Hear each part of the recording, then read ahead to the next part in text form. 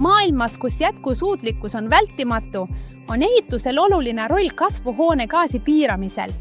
Kuna loodusvarasid jääb vähemaks ja tarbijate nõudmised kasvavad, peame leidma lahendusi, mis nõuavad uusi tavasid, materjale ja mõtteviise. Vee järel on betoon maailmas enim kasutatud materjal. Kuid kas teadsid, et see on üks saastavamaid materjale? Betoon koosneb lihtsatest elementidest, geoloogilistest materjalidest nagu kivid või liiv, veest ja tsemendist. Aga mis on tsement?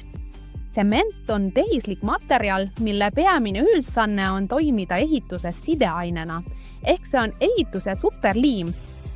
Olles betooni peamine koostisosa, põhjustab see ka peaaegu 8% ülemaailmset süsinikdioksiidi heitkogusest. Selle tootmine nõuab suures koguses energiat ja toorainet. Aga kuidas tsementi toodetakse?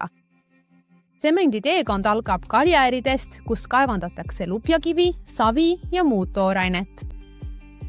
Tehastest tooraine purastatakse ja söelutakse. Materjal jahvatatakse peeneks pulbriks. See pulber pannakse pöördahju ja kuumutatakse umbes 1450 kraadini. Nendel kõrgetel temperatuuridel reageerivad materjalid keemiliselt ja moodustavad uue tahkeaine, mida nimetatakse klinkeriks. Kuum klinker seejärel jahutatakse ja jahvatatakse uuesti, saades peene pulbri, mida tunnemegi tsemendina. Just 1450 kraadini kummutamise etapis paiskub atmosfääris suures koguses süsinikdioksiidi, mis põhjustab kahjuliku kasvuhooneefekti. Kokkuvõtteks, tsemendi tootmisel paiskub atmosfääri tohutult süsinikdioksiidi, mis aitab kaasa planeedi kasvuhooneefekti suurenemisele.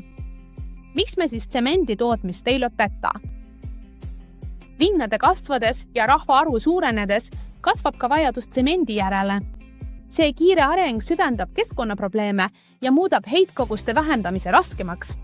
Lühidalt öeldes on vaja vähendada süsinikdioksiidi heitkogusid atmosfääri, vähendada tooraine ja vee hulka, säilitades samal ajal võime ehitada rohkem ja kõrgemate kvaliteedistandarditega. Ja kuidas me selle vähendada?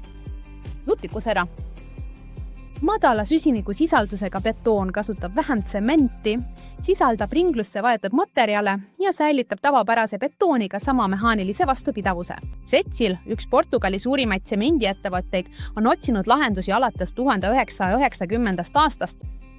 Nende eesmärk on paigas, täielik dekarboniseerimine ehk puhas null aastaks 2050.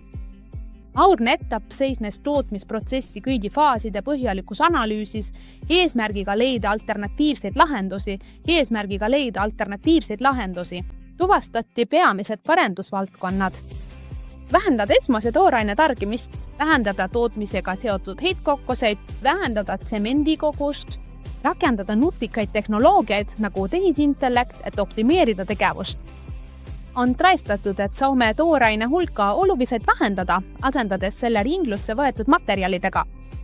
Nii pikeneb karjäälide kasutusiga ja antakse uus elu täiesti korduvkasutatavatele materjalidele, mis muidu sattuksid prügilasse. Tsemendi tootmine nõuab suurt soojusenergia tarbimist. Kuidas minimeerida süsinikdioksiidi jalajälge selles tootmises? Lisaks taastuvenergia, näiteks tuuleenergia kasutamisele, toetab Setsil süsinikdioksiidi kompenseerimise projekte metsa uuendamise ja päikeseenergia abil vee soojendamise valdkonnas, aidates kaasa kohalike kogukondade säästvale arengule. Selliste materjalide nagu lendtuha, renidioksiidi või superplastifikaatorite lisamine võimaldab vähendada tsemendi kogust, säilitades samal ajal omadused. Vähem tsementi ei tähenda väiksemat tugevust. Tehisintellekti kasutamine on võimaldanud optimeerida tootmist, vähendada vigu, piirata raiskamist ja isegi planeerida tarneid, vältides asjatuid sõite.